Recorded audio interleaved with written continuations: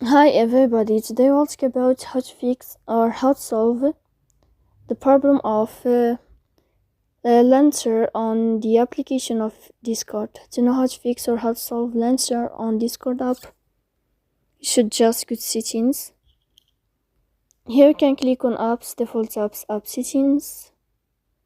Here in this page you'll enter to the app of Discord. Here you can click on first stop and you can click OK. Then you'll enter to the window of storage. Here you can click clear cache, but pay attention, don't click clear data because that can cause you errors or can delete your account. In the end, you can turn off your Wi-Fi and you can wait a moment to turn on your Wi-Fi again. So please don't forget to support us by like and subscribe. See you next time in another video.